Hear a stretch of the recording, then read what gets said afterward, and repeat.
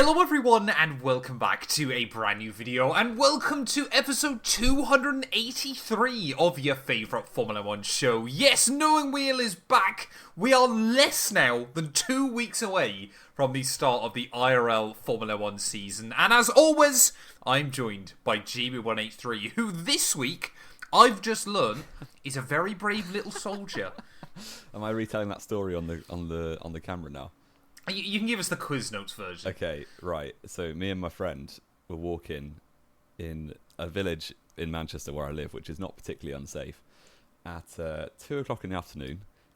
You just said Manchester and well, not it's not really unsafe Manchester. in the same Technically, sentence. it's Bury where I live. But anyway, we're walking along a street in broad daylight outside of Gales, which kind of tells you it's quite a nice area. I don't know what that is. Well, if you know what Gales is, shout out to Gales. It's a coffee shop. And this bloke who's walking towards me, we just, like, do the thing where, you both step the same way to avoid each other, and then you step back, and it's like you start doing a tango in the street. Anyway, I'm like, oh, that's funny. I kind of smirk to myself, and then I step noticeably far to the left out of the way of him, and he just matches my step again, and it's like, oh, this is weird. And before I know it, he's laid me out on the street. And it's like, okay, what on earth is going on? My friend who I was with stood up to him and was like, mate, what on earth are you doing? He then got hit in the chest. No damage done. And then this bloke just carries on walking. And we're like, oh, that's a bit odd. And then for the next hour or so, me and my friend were just super aware of everything around us. Like we were some sort of war veterans. So that was my Saturday afternoon at 2 o'clock in broad daylight. That's possibly the weirdest thing's ever happened to me. I do wonder if it was one of our viewers who just wasn't happy that I'm too biased against Lando Norris forever. But there we go. Yeah, you got to be careful of those Lando Norris fans. I think describing yourself to a war hero there towards the end of that anecdote was a little bit... Oh, not in the good way. Maybe just too much. The negative, just the negative connotations of being a war hero where you can't go outside. It's taken us, 2 minutes into this week's show, and that might already be quite a dark route that we possibly head down. Let's talk about some Formula 1 then, Jamie. Of course, winter testing is all done and dusted now. We are heading towards Albert Park, Australia. First of all, we want to just get out there nice and early. We are hoping next week, for the first time ever, we are going to try and do a Knowing Wheel live show. Are we going to aim for 7 PM UK time, Jamie, Monday night? We'll aim to start around 7 PM UK next Monday night. We are going to try and go through live on the airwaves and try and rank our drivers and teams' predictions ready for the new season. So, of course, if you're not already, please do make sure you get yourself subscribed for that, because it's hopefully going to be quite good fun. Of course, we'll get you guys involved. You guys can yell at us about kind of what stupid ideas we've come up with. P3 obviously, in my bind. Yeah, P3 from the back, I assume. Yeah. Fair enough. Yeah, I mean, it's hopefully going to be a fun one. I'll have to try and make sure I've got it all set up correctly, but it could be a right laugh. So we're going to try and do that next week as well. A little bit of obviously something different, but we want to try. Now I've got the internet that I can actually live stream. It's probably a good thing to attempt to try. We're going to do something not quite the same, but I wouldn't even call it similar particularly. We today though, Jamie, are going to try and go through and rank where we think the 11 teams are based on pre-season testing. Who's looking good, who's maybe not looking so good. Of course, this is more talking about perhaps Australia, but kind of more about, have teams done what we expected them to in winter testing? Are teams seemingly ahead of where we thought they'd be? Are teams seemingly behind where we thought they'd be? All of that good stuff. So, where do we want to start? Should we start at the bottom? I feel that's always a good way to do this kind of thing. So obviously there's 11 teams in Formula 1 these days, which is going to take quite a while to get used to, I think. I'm sure we're going to keep saying 10 here and there. But given that it's a current situation of where the teams are, and we haven't discussed this before at all, so it's going to be quite fun. I would actually argue Aston Martin are probably last at the moment. I was prepared to have this argument with you when you inevitably tried to say that Aston Martin weren't going to be last. I mean, they did so 6 once laps. again, I don't think they'll finish Australia unless they do a lot of work between now and then. They reckon they fixed a lot more issues in the build-up to Albert Park, or they know what issues need fixing. But I would be impressed if both cars get to the checkered flag. And in modern-day Formula 1, that is not a great record. No, this is...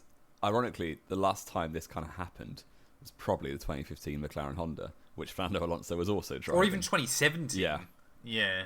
Yeah, the 17 wasn't so unreliable, just really, really slow, wasn't it? But the 2015 one... It was still not great. The 2015 one was genuinely like... The fact Button got to the end of Melbourne was a miracle. Yeah. So, yeah, I think Aston are in really, really bad shape. And it's a big shame because you can guarantee that both Stroll and Alonso have been hyping up the start of this season, probably ever since they announced Adrian Newey back in 2024, probably. And it's just not gone well at all. Like, reliability issues, their gearbox couldn't understand the engine. They shifted into 700th gear at one point or something. Oh yeah, Stroll apparently did that, didn't he? Yeah. The engine, the gearbox registered. Like, he downshifted 650 times in one corner. So I don't think they'll finish last in the Constructors' Championship, and we'll get onto that next week. But I think where they are at the moment, I would be amazed if either car gets through Q1. And I don't think either of them will finish the race, if I'm honest. Like, because it wasn't even the same bit of reliability. It was always different things about how the powertrain and obviously the 50% electric unit as well, they're just not talking to each other properly. And there's just constant issues of mechanics. It just doesn't work. It's just really bad. So I would be shocked if one of them is able to get a point in Melbourne. I think that's probably like the least likely team probably that's going to score points in Melbourne, if you ask me. Yeah, I mean, it was, like you said, obviously, it was the fact that they'd have an issue, fix it, and then another issue would immediately crop up. I mean, it's pretty simple, isn't it? You look at the numbers as to just how badly this has gone. So, for reference, Mercedes ran the most testing miles, 6,193 kilometres out in Bahrain. Cadillac were 10th at basically 4,000 kilometres. Aston Martin ran 2,100. Yeah. Wow. I mean, how many kilometres are Grand Prix nowadays? 300 plus is one it? lap. 200 miles, 300 kilometres? Yeah, so you're looking already at half a season. Aston Martin are behind Mercedes in terms of running. Yeah. In Grand Prix terms. Which, when you think about it that way, is an absolute canyon of a difference, isn't it? You are so behind on the back foot with that. It's not going to take you a couple of races to recover. And I mean, we spoke about this during winter testing. I remember I brought it up to you a few weeks ago. Obviously, the fact that Mercedes is in-house as a factory team, or, you know, the Brixworth and Brackley, isn't it? Very, very close together. Aston Martin are trying to build an engine out in, obviously out in Japan. They've obviously got base here in the UK. They've got some bits set up over in the US. It's so spread out across the globe that means that, you know, integrating those things, the cost of bringing those things together immediately is higher than anybody else. Yeah. And it just, I mean, we could literally be in a scenario where we are seeing once again Alonso and Honda immediately turn sour. Yeah, it's a long season for, you know, back in 2015, the seasons were only, 18 races? 19 races? 19, I believe, yeah. Yeah, just the extra 5. And obviously Japan is around 3, 4. So it won't be long before the GP2 engine shouts come out again, probably. And this time, the GP2 engines... I really am intrigued. They might be quicker than the F1 engines at the moment, to be fair. Possibly. I'm really intrigued to know how Alonso's going to deal with this. Because Aston Martin already have tried to be very clear that this isn't just specifically a Honda issue. No.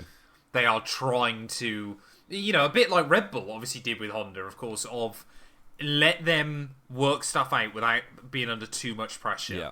Aston Martin, I think, are trying to do the same kind of thing. Fernando Alonso won't have that patience, though. Well, exactly. He's got probably 1 year left in F1. I don't see him racing in 2027. And it's... I think if you'd said 10 years ago with the original Honda debacle, would he still be here 10 years later? You never know with Fernando. You don't. And if he's still performing better than Stroll, there's no reason not to stay, I guess. But we will see. I can't imagine... It's not really a high benchmark. No, but he's a Formula 1 driver, isn't he? And he's not getting trounced. So, yeah, I think if Alonso wants to stay, he probably can. But whether a year at the back of the grid is that motivating, I don't know. Yes, exactly. I think Aston Martin at the moment are easily heading to Australia with the least momentum behind them, aren't they? And yeah. It is going to be fascinating to see. Do you want to stick towards the bottom of the grid, Jamie? Do you want to move somewhere else? Are there any other obvious ones you want to try and put in nice and early on? I think there is... We'll get to it. I think there's a definite top 4 teams at the moment. Yes. And the 5th place team, I would say, is pretty set as well. Okay, interesting. I was going to say there's a scrabble for I think fifth. there's going to be a scrabble, but I would say, for me, it's Alpine at the moment, are probably the 5th strongest. Behind the top runners. Interesting. The only issue is I don't know if this sounds a bit rude, but the drivers, I think Gasly will probably be up there, but I'm not sure Colapinto with the 5th fastest car will put it in where it should be. Just in the points. Well, yeah, exactly. I'm not sure he's got it in him to just back up what Gasly does. So we'll see. Exactly, but I don't know. Who were you going to say this is Scrabble for 5th was between? Alpine as well, just like you. But I also think Haas have gone under the radar in this test. They have been good as well. And obviously Ferrari package. They've got the second most mileage. Ferrari have shocked us all and actually done a good engine, which is a bit surprising. Well, we don't know for sure. True. It might blow up pretty soon. True, but yeah, Haas, go ahead. You probably know more about them than me since they used to follow you on Twitter. They did used to follow me. They don't follow me on Twitter anymore, which is a bit of a shame. I wonder what tweet did it. Yeah, no, Haas obviously... I think they just purged their following at some point, to be completely honest. Maybe that's just my opium coming in. But yeah, obviously, I believe in the end... I'm trying to have a look. I don't think there's full mileage by driver. Maybe I'm just trying to find all my data. But I'm pretty certain, obviously Ocon and Behrman got through pretty much without too many kind of issues. It's kind of, for a team like Haas, of course, that aren't a factory team, it's pretty much as perfect as it could have gone. I mean, they literally got a lap extra in over Ferrari. Pace looked pretty good. I think it's just that thing, of course, of it seemed like Alpine had, and again, obviously it's only pre-season testing, so it's obviously difficult to tell in its entirety.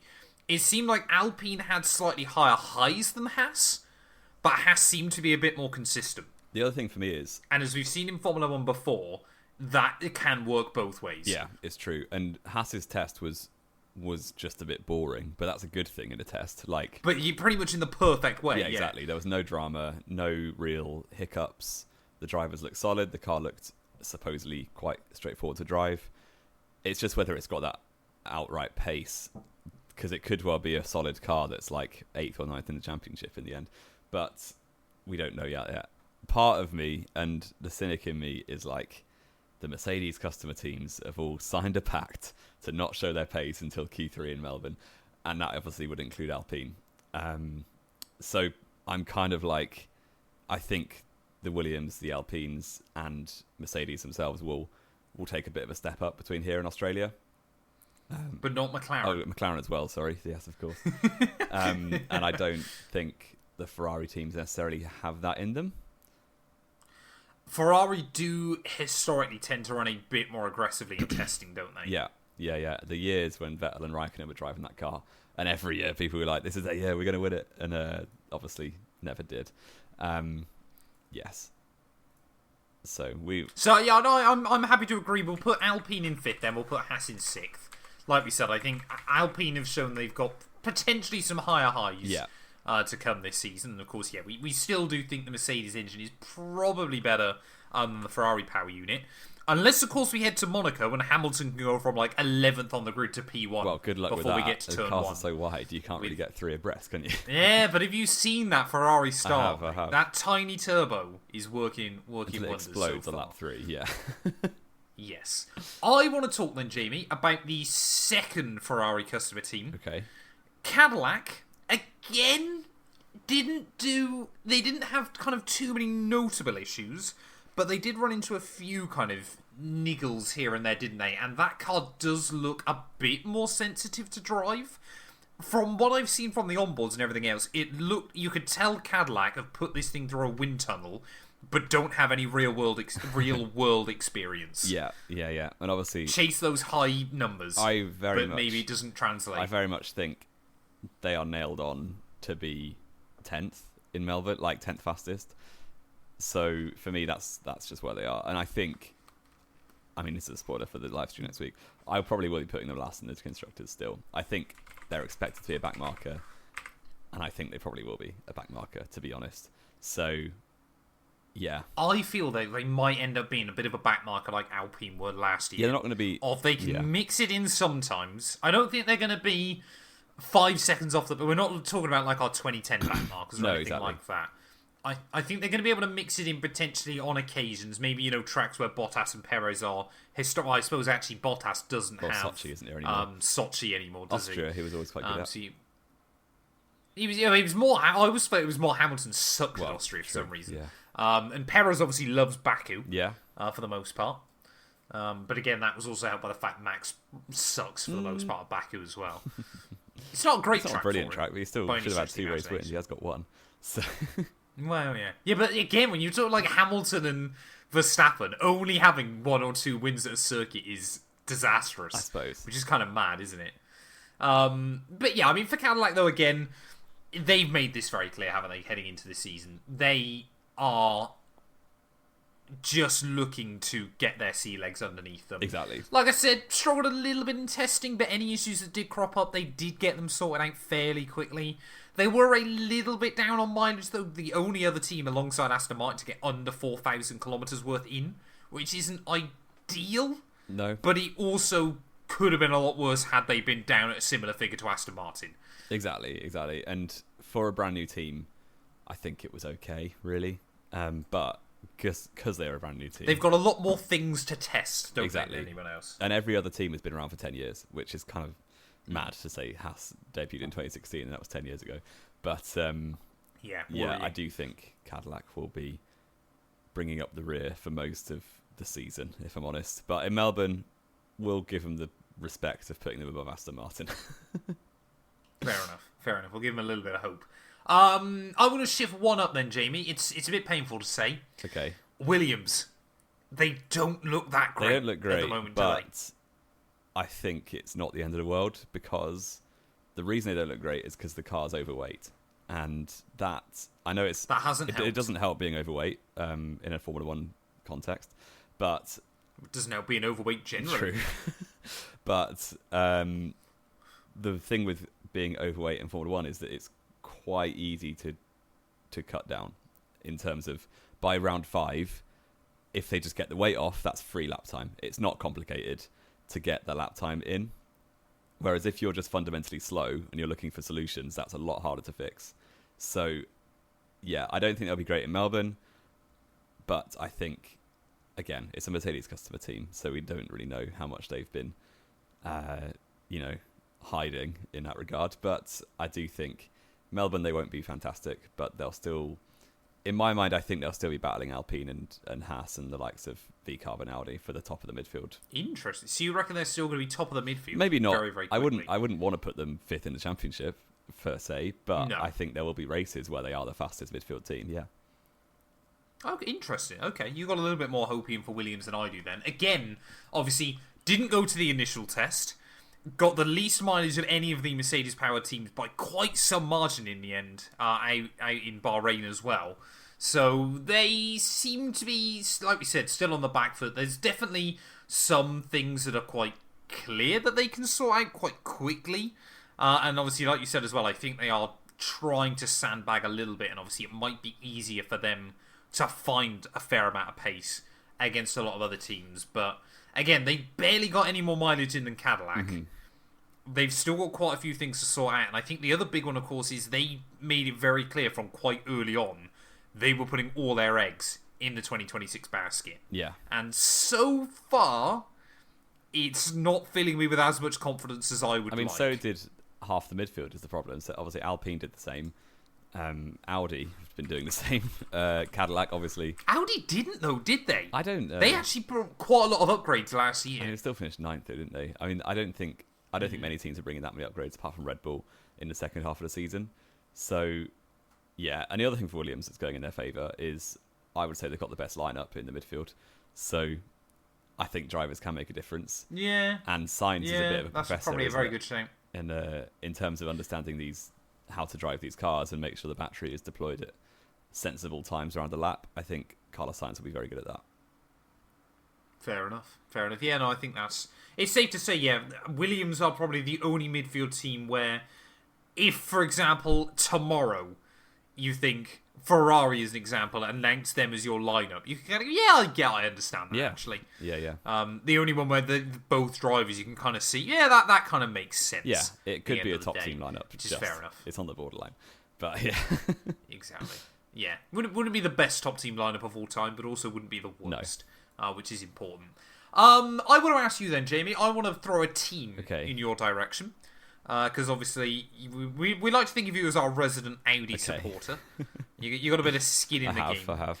You're hyping it up. Hulkenberg's going to be world champion this year. Are you still going to be putting that down based on Bahrain? You know what? I was pleasantly surprised because it looks a tidy car, and given that it's Audi's first attempt at an engine, it's always going to be a bit up in the air. Given that, well, you see how Honda are doing, and they've made engines pretty recently in Formula 1. Well, they're very different engines, of course. I think Audi looks all right. It's just they're already kind of hamstrung a little bit by the fact that they've only got one team running this power unit. And obviously, Mercedes, Ferrari, Red Bull powertrains have 2, 3 or 4 cars running that engine. So you just get less information. But I think the car looks neat and tidy. There wasn't loads of mechanical problems. And I think compared to how they were in Barcelona on that 3-day test, I think they stepped forward quite a bit. And they've obviously got these magical side pods as well, which is quite fun. So you gotta love a German team in magical side pods. It always goes well. So I am hopeful. I don't think they're going to be troubling like the middle of Q3, for instance, but I'd be disappointed if Hulkenberg or Bortoleto are out in Q1. And I would be okay. I'd hope that one of them could, hopefully Hulk obviously, could scrape Q3 in Melbourne, but we'll see because Hulk's already pretty good at Melbourne, so he's got that random. He's got a very reliable track record. He's finished 7th 6 times out of the last 9 years that he's raced, which is a bit crazy. Yeah, he just always ends up in 7th in Australia, which is kind of impressive. I mean, on the one hand, I'm thinking probably. I still think they're just ahead of Williams at the moment. There's another team. I'd say 7th. I would optimistically. I'd say 7th. Hopium say 7th. Yeah. Okay, I'm happy to slot them in current 7th spot then at the moment. That'll use 8th for VCARB then, doesn't it? I believe it'd be 8th for VCARB, so we'll lock that one in nice and quickly. We'll talk about them in just a moment. I think obviously you mentioned the side pods there. That does show a team with some confidence to try different things out. Whether it works or whether it doesn't is a very different question. I mean, we don't know what side pods they'll bring out to Australia as well, but immediately trying a few different things out is always good to see. Obviously, when you test it, it's not like Aston Martin where you're just hoping the car trundles around for a few laps. Actually trying some different stuff, having the confidence to know that you can try a few different bits and pieces is good. Again, like you mentioned, of course, the fact that they are the only team running an Audi engine. I'm looking up and down the grid, Jamie. Are there any teams you can see that you could see in the future signing a contract with Audi? I'm thinking maybe like an Alpine could in the future if they show strong signs. Alpine get in bed with everyone when it comes to engines, don't they? I feel like at some point in their history But they don't, though, historically. They've always had their own engine, pretty much. No, but it was just that weird 2015. Yeah, I guess Renault has just been in the sport a long time with engines, so possibly. I think maybe Cadillac. I don't know how long their agreement was to sign with Ferrari. Well, they're going to their own engines, though, aren't they? GM, aren't with they? Cadillac. General Motors are doing it. That would be interesting. I'd forgotten about maybe that. Aston Martin when Honda pulled the plug. Do you think Audi would want to provide engines to someone else? Down the line, absolutely. As long as it's money, not a it? top team. As long as it wouldn't end up being like a McLaren or something like that, but I could absolutely see them. Why wouldn't you? So.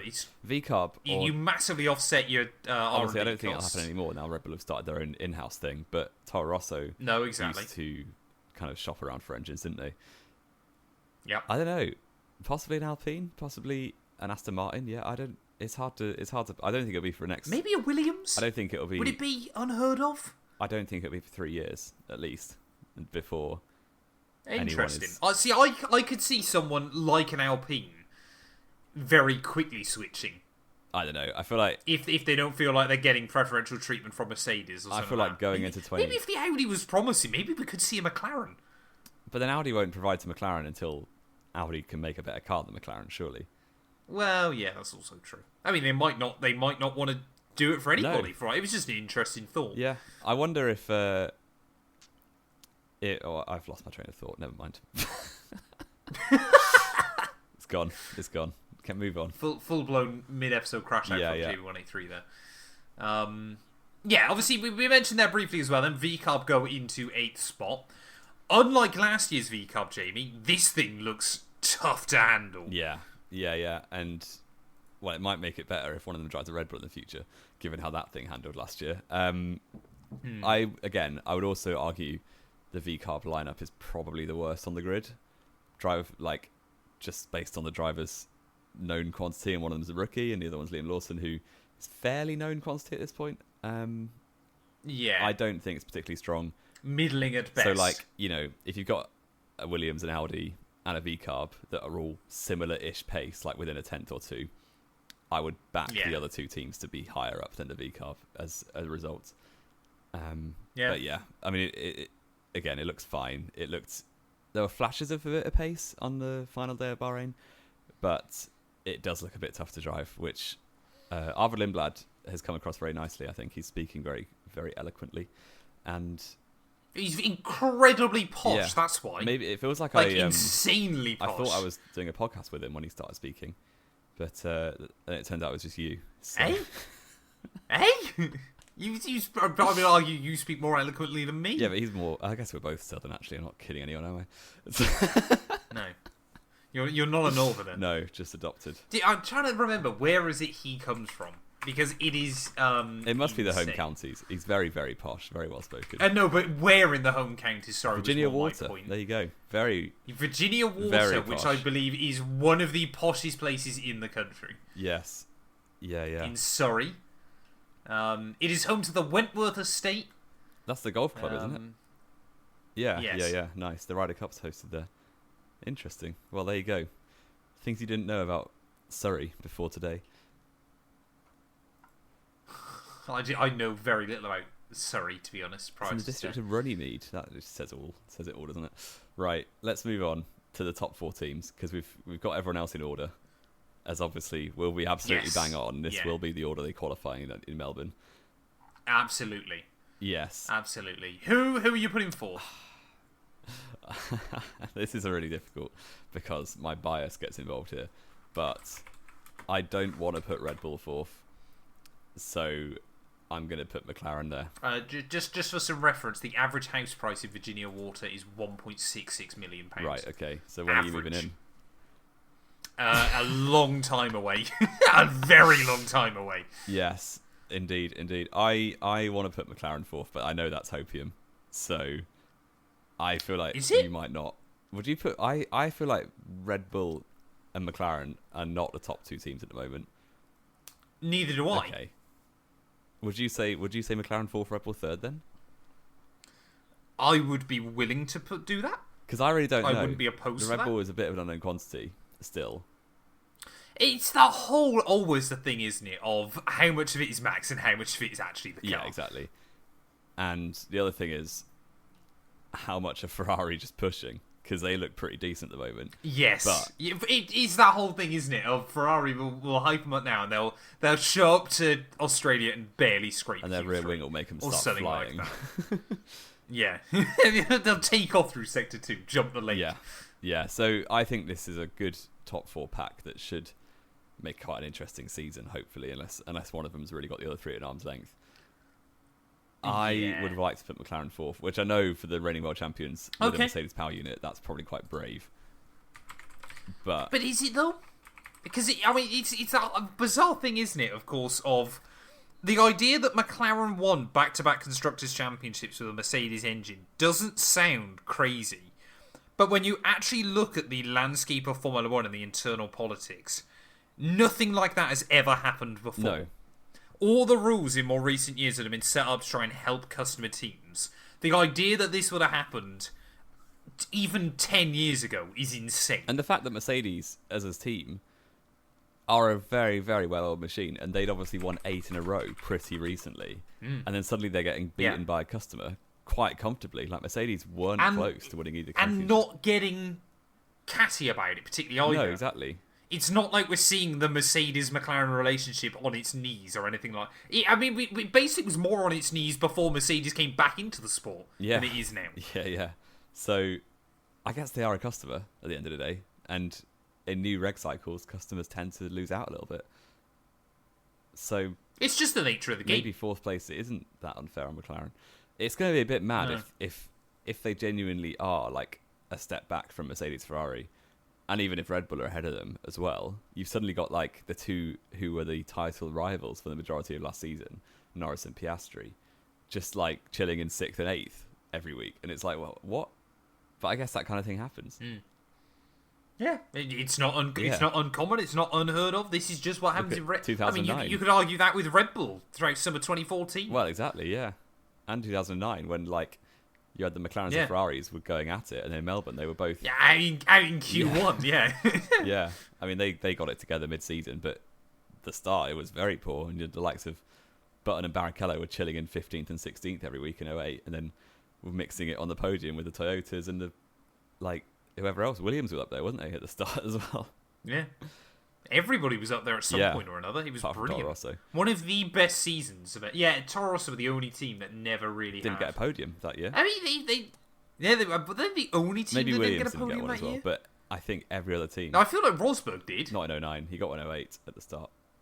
Did Williams not get a podium in 09? Nakajima didn't get a point in 09. I was going to say, Nakajima did terribly. But I think that was it, because obviously the others most of them won a race, to be honest, still got a pole position.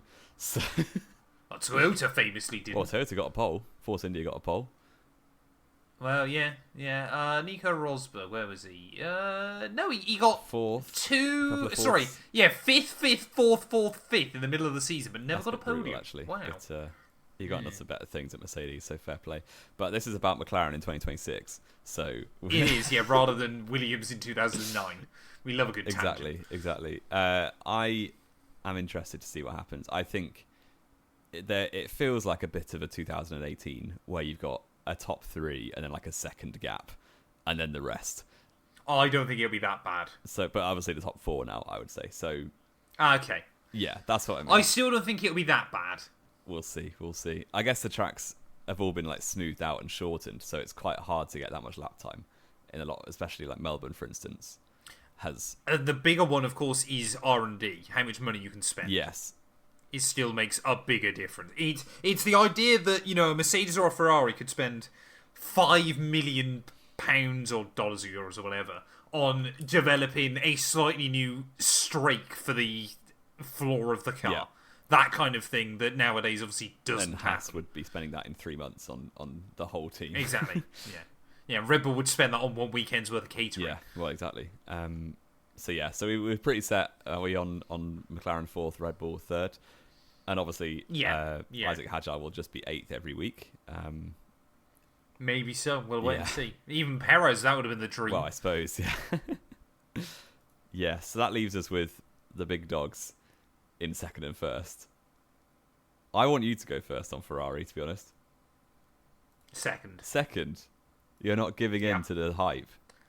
I'm not believing in. I've been a Ferrari fan for long enough now. It took me 1 year. I will not buy into the Ferrari. I feel like it took you about 3 weeks to work that out, to be honest. It took me until I honestly, genuinely, and I know I've said this before, it genuinely took me until when Leclerc went, there's something wet in my seat. I think my bottle had leaked. And his engineer went, it must be the water.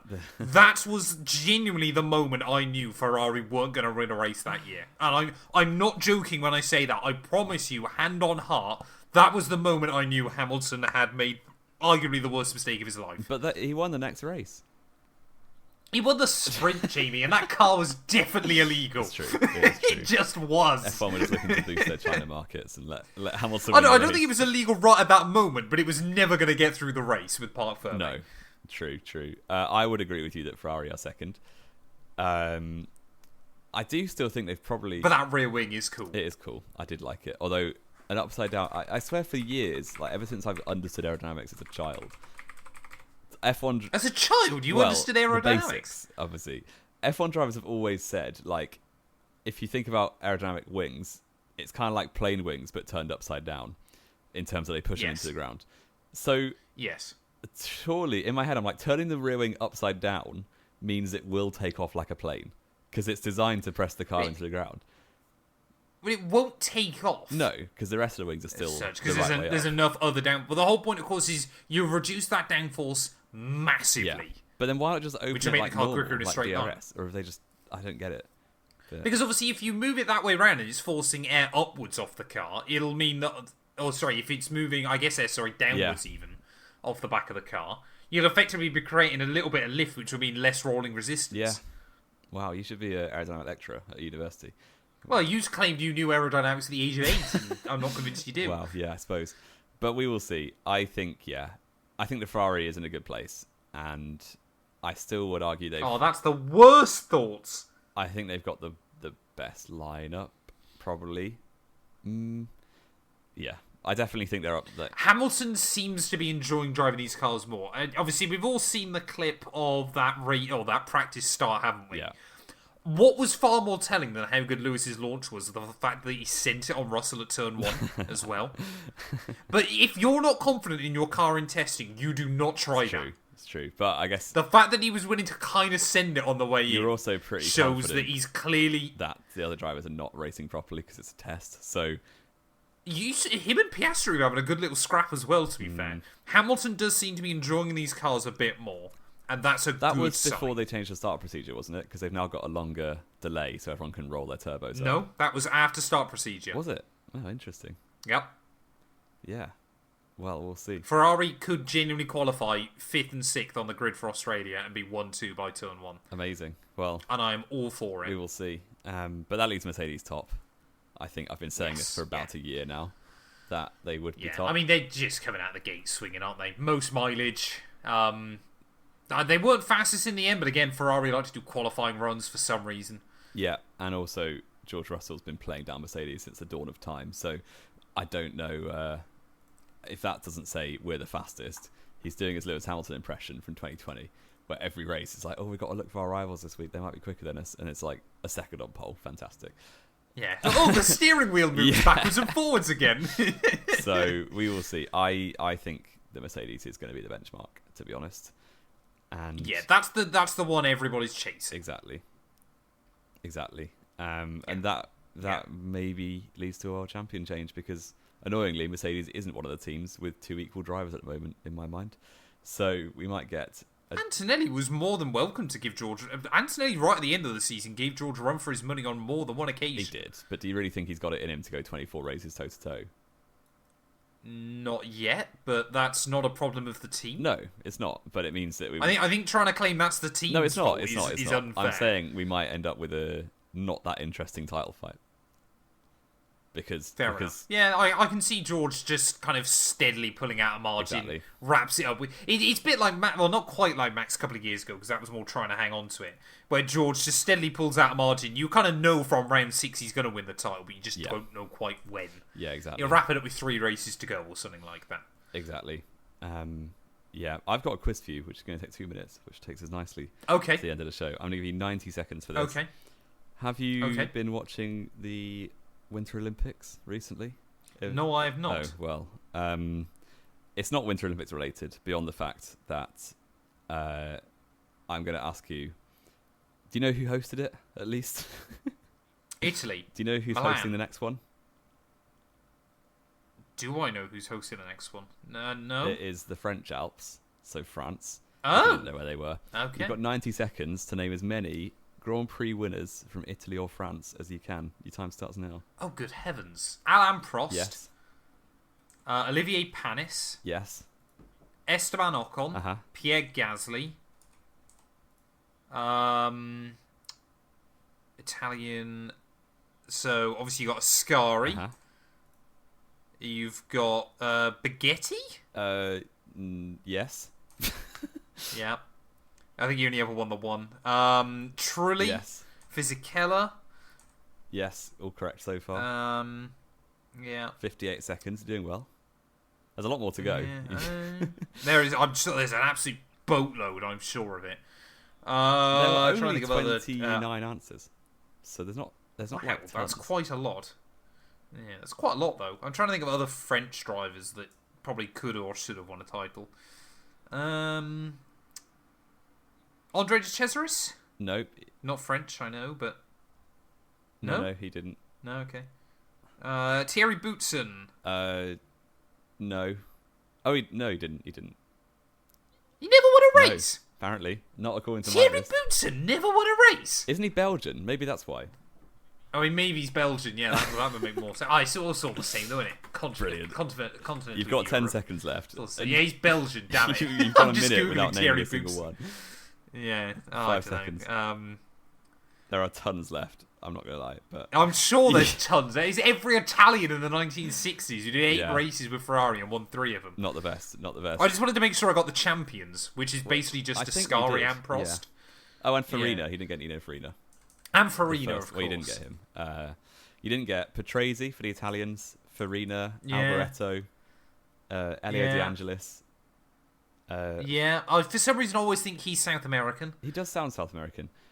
Luigi Fagioli, Piero Yeah. Taruffi, Luigi Musso, Lorenzo Bandini, Ludovico of course. Scarfiotti. I would still argue, Jamie, to this day, Lorenzo Bandini is arguably the second best racing driver's name of all time. Behind Dick Trickle, obviously.